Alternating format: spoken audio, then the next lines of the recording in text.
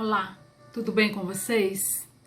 Eu gostaria de compartilhar uma palavra que o Senhor colocou no meu coração com você neste dia, que se encontra no livro de 2 Reis, capítulo 20, apenas o versículo 1 até o 6. Diz assim a palavra do Senhor: Naqueles dias adoeceu Ezequias de morte, e o profeta Isaías, filho de Amós, veio a ele e lhe disse: Assim diz o Senhor, ordena a tua casa, porque morrerás e não viverás. Então virou o rosto para a parede e orou ao Senhor, dizendo: Ah, Senhor, se servido de te lembrar que andei diante de ti em verdade e com o coração perfeito, e fiz o que era reto aos teus olhos. E chorou Ezequias muitíssimo. Sucedeu, pois, que não havendo Isaías ainda saído do meio do pátio, veio a ele a palavra do Senhor, dizendo: Volta e diz a Ezequias, chefe do meu povo, assim diz o Senhor, Deus de Davi teu pai, ouvi a tua oração e vi as tuas lágrimas, e eis que eu te sararei ao terceiro dia, subirás à casa do Senhor, e acrescentarei aos teus dias 15 anos, e das mãos do rei da Síria te livrarei a ti e a esta cidade, e ampararei esta cidade por amor de mim e por amor de Davi, meu servo. Olha que coisa linda. Observando essa passagem, eu fiquei assim, imaginando um homem que começou a reinar com 25 anos de idade, o rei Ezequias, e por 29 anos ele reinou sobre Judá. Diferente do pai dele, Acás, que fez o que era mal aos olhos do Senhor, o rei Ezequias fez tudo o que era reto aos olhos do Senhor. Primeira coisa que ele fez, ele derrubou os bosques, quebrou todas as estátuas, até mesmo a serpente Neustã, que o povo estava queimando incenso a ela e adorando, ele despedaçou. Ele fez uma reforma civil e religiosa, trouxe os utensílios para a casa do Senhor, restaurou, restituiu o culto à casa do Senhor novamente e levou o povo a adorar o Senhor. E o Senhor foi com ele. E a Bíblia diz que nunca em Judá houve um rei que confiasse no Senhor, que seguisse os mandamentos de Moisés antes dele e nem depois dele, durante 100 anos. Ele fez o que era reto aos olhos do Senhor. Ele tinha intimidade e comunhão com o Senhor. Uma certa feita, o rei Senaqueribe, rei da Síria, quis destruir o rei Ezequias, juntamente com todo o povo de Judá. Ele cercou 46 cidades fortificadas de Judá e somente não conseguiu tomar Jerusalém, que era a capital do governo do rei Ezequias. Mas sabe por quê? Porque o Senhor está no negócio. O Senhor protegia o servo dele. O Senhor era com o servo dele. E sabe o que o Senhor fez? Quando o rei Senaqueribe mandou cartas malcriadas para Ezequias, dizendo que ele não era nada, que o Deus dele não era nada, que ele já tinha derrotado vários reinos e que ele era somente um, que o Deus dele ia ser derrotado.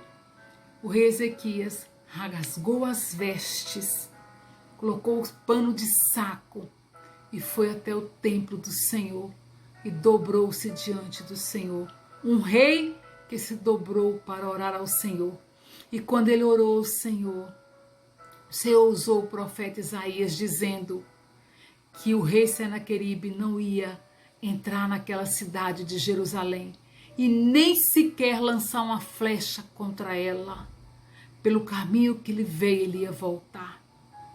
E naquela mesma noite, o Senhor mandou apenas um anjo e matou 185 mil soldados de guerra do rei Senaqueribe da Síria. E quando se levantaram, eram só corpos mortos.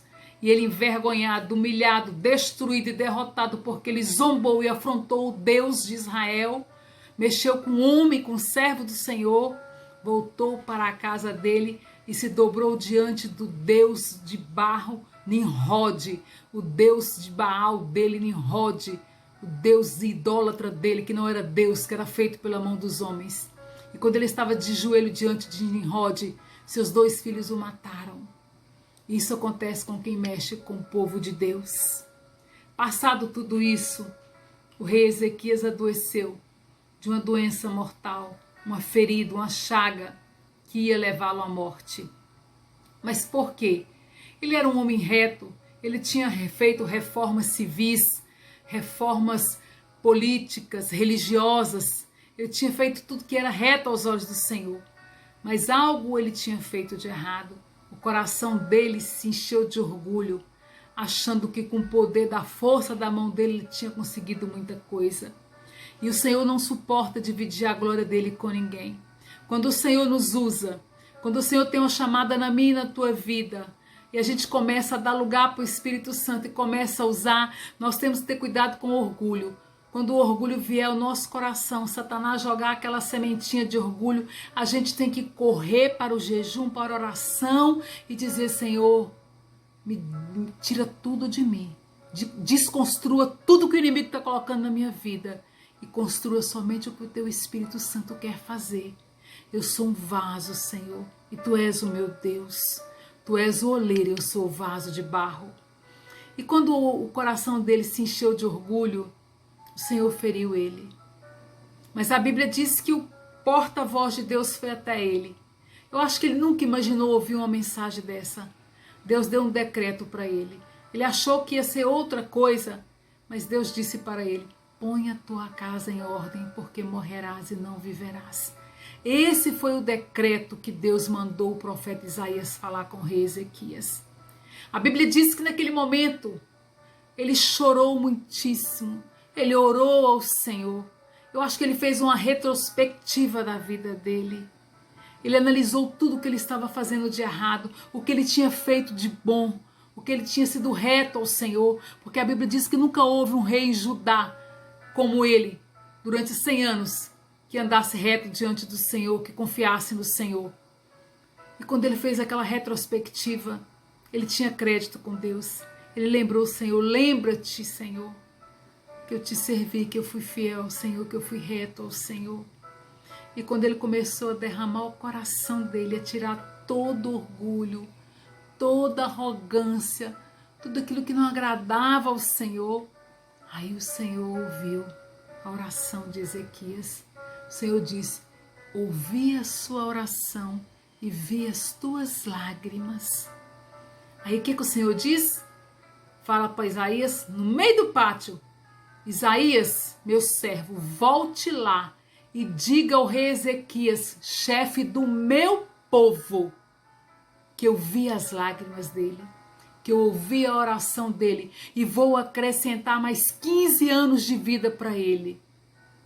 E o profeta foi, como agora, notícia de paz, de alegria, porque Deus tinha revogado, Deus tinha mudado o decreto. Eu não sei qual é o decreto que tem na tua vida. Você deve pôr a tua casa em ordem, restaurar a tua vida, restaurar teu casamento, minha irmã, meu irmão, restaurar a vida dos teus filhos, ir para o jejum, para a oração, para Deus libertar os teus filhos, fazer uma comunhão, uma intimidade com o Senhor, voltar ao primeiro amor, fazer uma retrospectiva da sua vida, ver onde você está errando. Você deve perdoar mais, você deve liberar perdão, você deve pedir perdão, você deve reconciliar. Deus quer restaurar o teu casamento. Esse decreto que o médico deu não é de morte, não. Esse decreto Deus vai revogar, vai mudar e vai ser para a glória do Senhor. Você vai ser exaltada, curada, transformada. Muitas vezes o Senhor quer tratar conosco, com o nosso coração, com o nosso interior, com a nossa casa, com a nossa estrutura. O Senhor sabe mexer com a nossa estrutura. O Senhor sabe onde Ele mexe. O Senhor quer te curar. O Senhor quer mudar o decreto, quer revogar o decreto da tua vida, não de morte, mas revogar que tenha vida e vida em abundância. O Senhor quer entrar no teu lar. O Senhor quer entrar na tua casa e colocar tudo em ordem. Abre o teu coração para o Senhor. Deixa Deus falar contigo. Desça do pedestal. Tire as suas vestes, como fez Ezequias. Rasgue, coloque pano de saco. Mas é o pano que eu estou falando, não é o físico, é o espiritual. Diga, eis-me aqui, Senhor. Desça comigo à casa do oleiro, Senhor. Faça um vaso novo. Trate comigo, trate com o meu casamento, trate com a minha estrutura, trate com o meu psicológico. O Senhor quer curar a sua mente, tudo. O Senhor vai te dar uma grande vitória. Porque hoje eu profetizo que o Senhor está mudando o decreto da tua vida. Está revogando para que haja vida, para que haja vitória, para que haja cura, libertação, transformação, reconciliação e perdão. Em nome de Jesus, receba essa palavra. Eu quero orar contigo. Pai, abençoa esta mulher, este homem, esta família que está ouvindo esta palavra. Senhor, mude esse decreto. Revogue como o Senhor fez com o rei Ezequias, Senhor. Entra na casa da tua filha, do teu filho. Muda a estrutura emocional, espiritual. Restaura o casamento. Coloca tudo, Senhor, no lugar. Derrama a tua palavra, a tua unção, a tua graça. Dê força à tua filha para mudar. Dê força à tua filha, Senhor, para que o decreto na vida dela seja de vitória. Vitória, vitória e muitas bênçãos, Senhor. Abençoe essa família, este lar. Derrame a tua unção, a tua graça, o teu poder e a tua misericórdia. Em nome de Jesus. Que Deus te abençoe, minha querida e meu querido. Compartilhe esse vídeo. Clique se você não é inscrito. Se inscreva. Deus tem uma palavra para o teu coração. Jesus te ama. Fique com Deus e um beijo